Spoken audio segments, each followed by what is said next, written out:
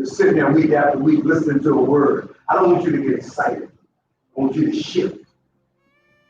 I don't want you to keep listening to a word with the same eyesight. I want you to get your eyes adjusted and change your lenses and cause your 2020 vision to come back into focus of what God originally called you to be and who He called you and what He called you to do. Therefore, verse 13. Please get this part here. Therefore, said I in the lower places behind the wall. And I also said on the higher places. I even set people after their own families with their swords and their spears and their bows. Hello. Look at the first and said, put on the whole armor. Put on the whole armor of God and be ready to fight. Stop the crying, wipe your eyes, get the tears out your eyes, and get ready to fight. You're going to win, but you might have to fight for it. But the battle is the Lord. The battle is the Lord, but the Lord will win the battle for you. But you go in the battle.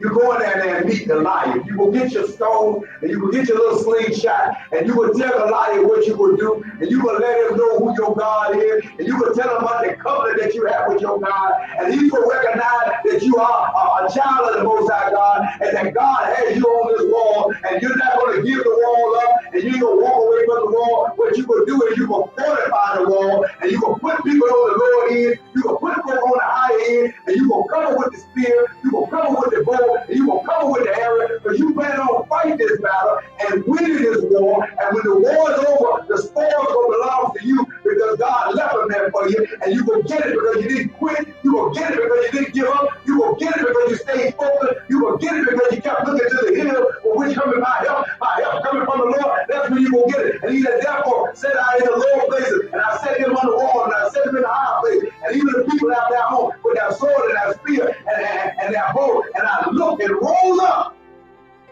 Watch God.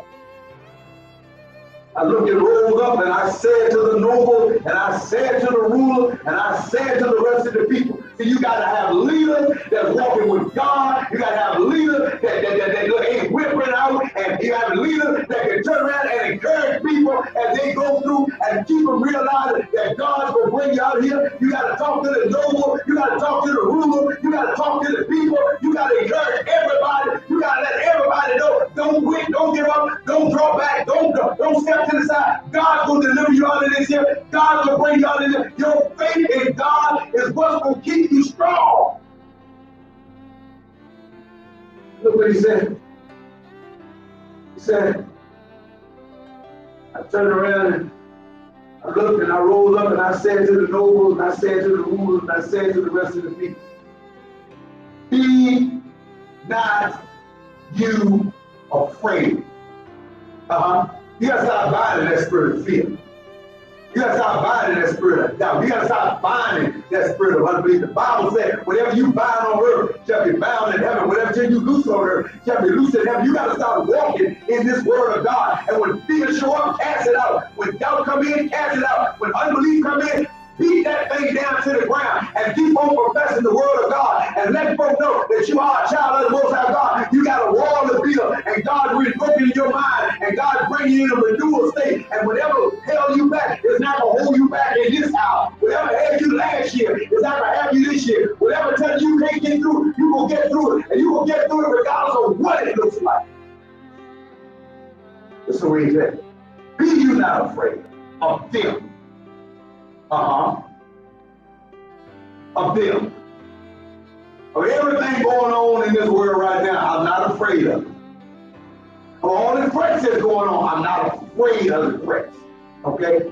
Because the God of heaven has angels that I kept all around me. When I got 10,000 on one side and 10,000 on the other, the enemy, the God got angels that he'll dispatch to me.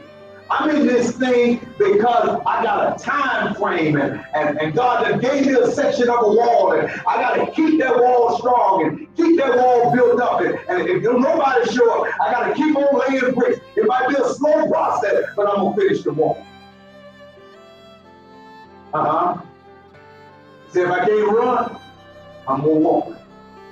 And if I can't walk, I'm going to crawl. But one thing I'm not going to do, I'm not going to quit. You got to tell yourself, I'm not quitting. I'm getting back in the game. I'm putting my uniform back on. I'm sharpening up my sword. I'm getting my spears ready. I've got my bow tight because I'm going to battle and I'm going to win. I'm warring this thing. I got to fight the good fight of faith. That's the way you fight it. Look what he said. Be not you afraid of them. Remember the Lord. Woo. See, that's what I was doing. I was sitting up in that hall that day. I was remembering the Lord. I remember when everything was burned down and charred and wet and stinking and everything. And I remember the Lord. The Lord brought us through week after week, month after month, children, adults, everything, working together, painting together, sweeping together, cleaning. We brought this place back. Why? Because we remember the Lord. The Lord has done many things for us. The Lord has delivered us in many cases. The Lord has been my provider. The Lord has fed me. The Lord has healed me. The Lord has protected me. The Lord has kept me in my right mind. The Lord has turned around and kept my eyesight straight. The Lord has kept me from quitting. The Lord has kept me from giving up. The Lord has been everything to me. The Lord has kept me walking forward and not backing up. The Lord has kept me to believe that He is a God that cannot fail in the Lord. Remember the Lord, says the Bible. Problem is we keep forgetting. Don't do what Israel did. Don't keep forgetting what God has done. Don't keep acting like God has not done anything just because you got something that you didn't have. You wouldn't have what you had. You wouldn't have now what you didn't have if God wouldn't have stepped in and gave it to you. Remember the Lord. If there's anything that can keep me humble, is remembering God. If there's anything that can keep me from getting a big head, is that I didn't have anything and God gave me what I got. I didn't have the education, I didn't have the money, I didn't have the experience, but the favor came from God. Remember the Lord, what God has done. That's the problem with the church today. That's one of the problems. People forget. God deliver them, get them out, they go back. God put them back up, they go back. They fall, God stand them back up, they go back. God said, no. He said, remember the Lord.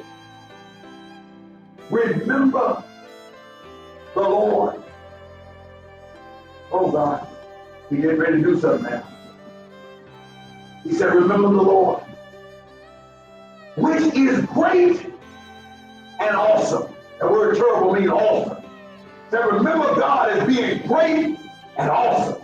We say it all the time. I serve an awesome. Do you know what that means? See, the problem with some people, they heard somebody say something and they repeated it. It's a whole different story when you're speaking from your own experience. Do you have, see, if some of you need to just get a pen right now and just start writing down what the Lord has done. What the Lord has delivered you from. What the Lord has brought you from. Where you used to work and you don't work there no more. What the Lord put you drive and you don't drive what you used to drive no more. You don't live where you used to live no more. And you don't eat what you used to eat no more. And the Lord delivered you. Because He's an awesome God. And He's great. The Lord protected you when you didn't even know you were being protected because He's a great God.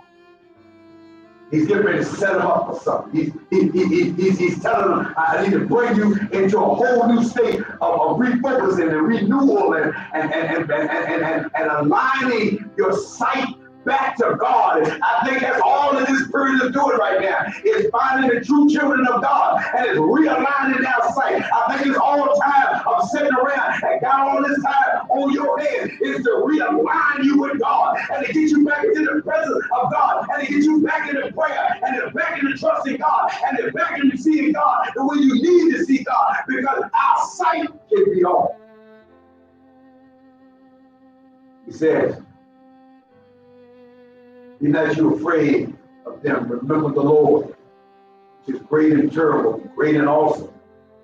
And fight for your brethren. Fight for your sons. Fight for your daughters. Fight for your wives. And fight for your house. I could probably preach that for about an hour just like that. The things that you fight for. The things you need to be fighting for versus what you are fighting for. The things you should be fighting for. You're over there fighting for this here, and that ain't your fight. And that's one thing to realize. You have to know what your fight is. You got to know what's your fight. You got to know what God called you to fight. You got to know what God sent you to fight. You got to know what God called you to. And somebody else might be doing it, but that's not your fight. Somebody might want you to join them, but that's not your fight right now. It might have been your fight 20 years ago, but it's not your fight right now. It might have been your fight a month ago, but it's not your fight right now. Find out what you're fighting for. Find something worth fighting for. He said, hey, before he got it, the last thing he said was your house. He said, fight for your brother, fight for your friend. Be careful who you call friend. The question is, will they fight for you? They'll ride with you, they'll take your money and eat your food, but will they fight for you? Y'all ain't talking to me now. See, some of these people, you call them friends, you can pack them your little old cigar box, like we used to do years ago with our pencils and ink pens and crayon. You put them in there and throw them over to the side. They ain't gonna do no fighting for you. They're gonna only color when you got something to color. They're gonna only work when you need something to draw. But they're not gonna be for you if you're fighting. See, that crayon ain't coming out of that box if you're in a fight. That pencil, that number 2 pencil ain't gonna jump out of that box when you're in a fight. See, some of the stuff is in the box, some of the stuff is writing, it's writing, but it will not fight for you. I promise you, it will not fight for you. If you get in a fight, you'll see who fights for you. Yeah, look over to your left and look over to your right, and you might know them, but will they fight for you? It might be bad, but will they fight for you? He said, hey, fight for your brother. Fight for him. Don't have a friend that won't fight for you. A friend that won't fight for you will leave you. Will leave you. That's why when you get in trouble, the people that are around you normally are not around. Only the people that are around you are the people that are fighting. Trust me, I know. Been in a lot of fights. Fight get too hot, they leave. Heat get too tough, they ain't coming. Ammunition broke, they ain't coming to church. They ain't gonna fight for you. You know what they say? I'm with you. You gotta get somebody to be able to fight with you. He said, fight for your brother. Fight for your sons. Fight for your sons. I don't care what I'll fight for them. I don't care what they're doing, fight for them. I don't care what your brother, your son, your uncle, your nephew is doing, fight for them. Keep speaking the life over them. Keep speaking it. I know they're crazy. I was crazy one day. Somebody kept fighting for me. I was in the wrong place. They kept fighting for me. I was doing drugs. They kept fighting for me. I was in the club. They kept fighting for me. And they fought long enough that I came out. Don't get tired of fighting for your brother. Don't get tired of fighting for your son. Don't get tired of fighting for your daughter. Don't get tired of fighting for your wife. Don't get tired of fighting for your for property that belongs to you. It's yours.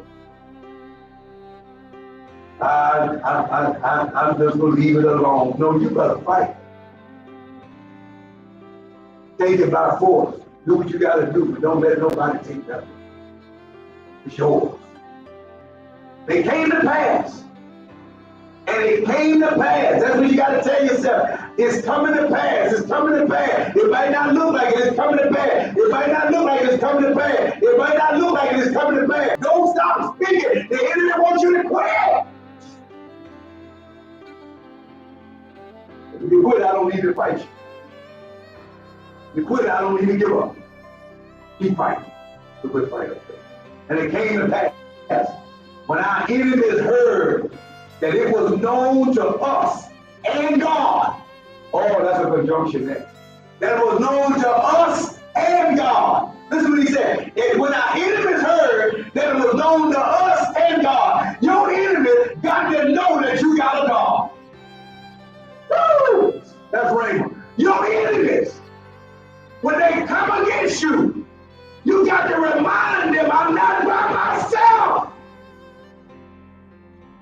That's why you tell sickness about the stripes of Jesus, because you are not by yourself.